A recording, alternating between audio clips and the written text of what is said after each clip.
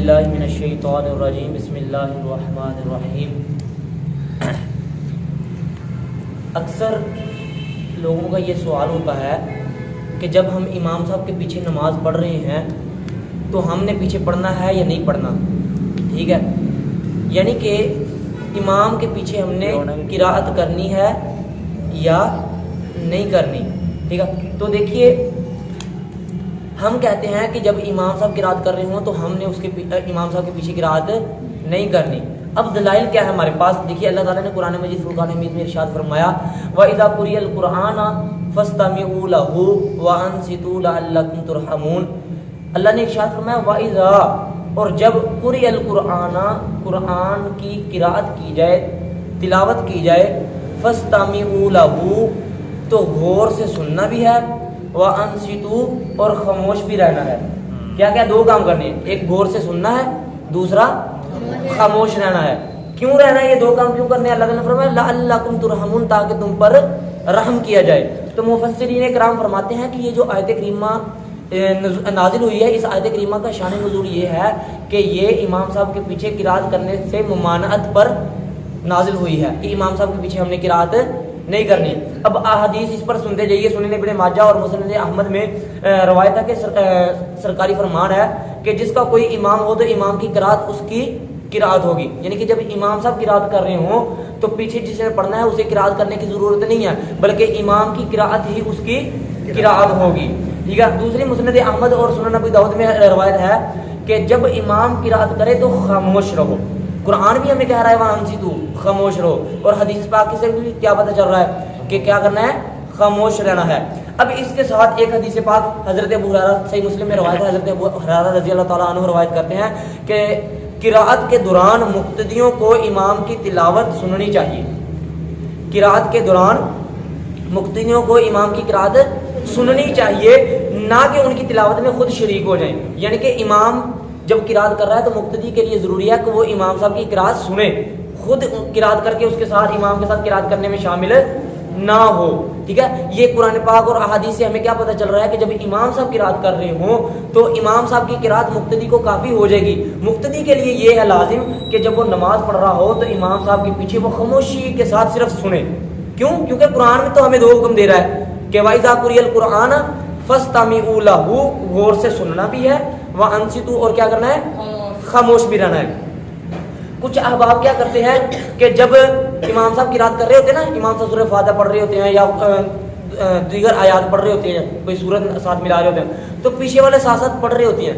اب دیکھیے جب وہ قراءت کر رہا ہوگا تو کیا وہ قرآن پاک کے خلاف عمل نہیں کر رہا؟ کیوں؟ قرآن تو کیا کہتا ہے، فَاسْتَمِعُوا لَهُ، غور سے سننا ہے، وَأَنصِتُوا، اور خاموش رہنا ہے۔ اب امام صاحب قراءت کر رہے ہوں اور پیچھے مقتدی صاحب قراءت کر رہے ہوں، کیا وہ غور سے سن رہا ہوگا، خاموش ہوگا؟ قرآن تو کہتا ہے کہ کیا کرنا ہے، خاموش رہنا ہے، تو پھر بندہ خاموش نہیں رہتا۔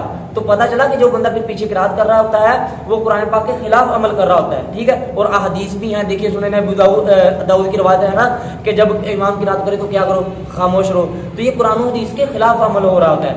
اب جب فجر، مغرب اور عشاء، اس کی پہلی دو رکعتوں میں امام صاحب اونچی آواز سے قراءت کر رہے ہوتے ہیں، کیا کر رہے ہوتے ہیں، اونچی آواز سے، تو تب تو ہر حال میں سننا ہی سننا ہے اور خاموش رہنا ہے، یعنی کہ غور سے بھی سننا ہے اور خاموش بھی رہنا ہے۔ بقیہ بچی ظہر کی نماز، عصر کی نماز، مغرب کی آخری رکعت اور عشاء کی آخری دو رکعتیں جن میں امام صاحب قراءت نہیں کرتے، اسے کیا کہتے ہیں کہ سری قراءت ہو رہی ہے آہستہ آواز سے۔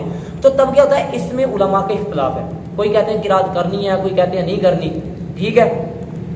لیکن جب امام صاحب قراءت کر رہے ہیں تو ہمارے لیے حکم کیا ہے، ہم نے خاموشی کے ساتھ سننا ہے۔ اگلا مسئلہ جو ہے کہ تیسری اور چوتھی رکعت والا کیا ہے، وہ ایک اختلافی مسئلہ ہے، اجتہادی مسئلہ ہے، ٹھیک ہے۔ شوافی کہتے ہیں کہ مقتدی کو پڑھنا چاہیے، احناف کہتے ہیں نہیں پڑھنا چاہیے، اور بعض احناف کہتے ہیں کہ ٹھیک ہے کرنی چاہیے تلاوت، وہ ایک تفصیلی بات ہے۔ لیکن ہمارے لیے کیا سبق ہے کہ جب امام صاحب قراءت کر رہے ہوں تو ہم نے امام صاحب کے پیچھے قراءت نہیں کرنی، بلکہ کیا کرنا ہے، خاموشی کے ساتھ سننا ہے۔ اب ہوتا کیا ہے کہ اس کا طریقہ کار کیا ہے کہ فجر مثال کے طور پر عشاء کی 4 رکعتیں ہیں، پہلی دو میں اونچی آواز کے ساتھ قراءت ہوگی، تیسری اور چوتھی میں آہستہ آواز کے ساتھ۔